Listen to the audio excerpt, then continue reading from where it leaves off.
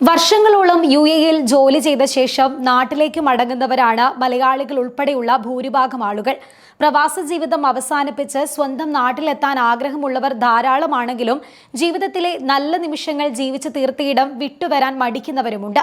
തങ്ങളുടെ ജീവിതത്തിന്റെ ഭൂരിഭാഗവും ചെലവഴിച്ച അറബ് മണ്ണിൽ തങ്ങളുടെ തന്നെ റിട്ടയർമെന്റ് ലൈഫും ആസ്വദിക്കാൻ ഇഷ്ടമുള്ള പ്രവാസികളും നിരവധിയാണ്. ഇത്തരക്കാർക്ക് വേണ്ടിയാണ് യുഎഇയിൽ റിട്ടയർമെന്റ് വിസ എന്ന പേരിൽ ഒരു വിസ നിലവിലുള്ളത്.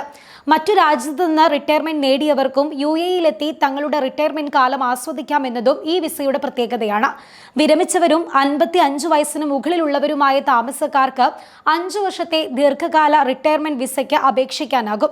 വിസ ലഭിച്ചാൽ വിസയുടെ ഉടമയ്ക്ക് അവരുടെ കുടുംബത്തെയും രാജ്യത്തേക്ക് സ്പോൺസർ ചെയ്യാൻ സാധിക്കും.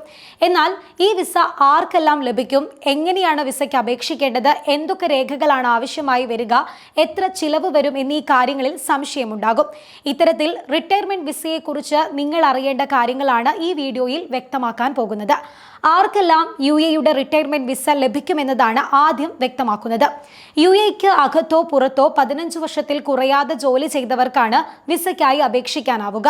ഒപ്പം വിരമിക്കുമ്പോൾ 55 വയസ്സോ അതിൽ കൂടുതലോ ആയിരിക്കണം. അപേക്ഷകന് 15,000 ദിർഹം മുതൽ 1,80,000 ദിർഹം വരെ പ്രതിമാസ വരുമാനം ഉണ്ടായിരിക്കണമെന്നും നിർബന്ധമുണ്ട്. ഒപ്പം 3 വർഷത്തെ സ്ഥിര നിക്ഷേപത്തിൽ 1 ദശലക്ഷം ദിർഹം സേവിങ്സ്, 1 ദശലക്ഷം ദിർഹം വരുന്ന സ്വത്ത്, 3 വർഷത്തെ സ്ഥിര നിക്ഷേപത്തിലും വസ്തുവിലും 5 ലക്ഷം ദിർഹം വീതം കുറഞ്ഞത് നിക്ഷേപം എന്നിവയും ഉണ്ടായിരിക്കണം. ഇനി അപേക്ഷിക്കേണ്ട വിധം വ്യക്തമാക്കാം. നിങ്ങളുടെ ഓപ്ഷൻ തിരഞ്ഞെടുക്കുക എന്നതാണ് ആദ്യപടി. നിങ്ങൾ സേവിങ്സ് ഓപ്ഷൻ വഴിയാണ് പോകുന്നത് എങ്കിൽ നിങ്ങൾ general directorate of residency and foreigners അഫയേഴ്സുമായാണ് ബന്ധപ്പെടേണ്ടത്.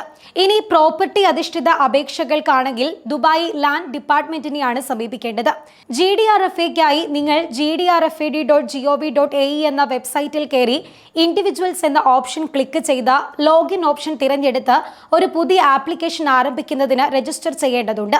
ഇതോടെ നിങ്ങൾക്ക് സ്ക്രീനിലെ നിർദ്ദേശങ്ങൾ പിന്തുടരാനും ഓൺലൈൻ ഫോം സമർപ്പിക്കാനും കഴിയും. DLD വഴിയുള്ള അപേക്ഷയുമായി ബന്ധപ്പെട്ട് മുന്നോട്ട് പോകുന്നതിന് അപേക്ഷകൻ റിയൽ എസ്റ്റേറ്റ് റെഗുലേറ്റിംഗ് ഏജൻസിയുടെ ഓഫീസ് നേരിട്ട് സന്ദർശിക്കേണ്ടി വരും.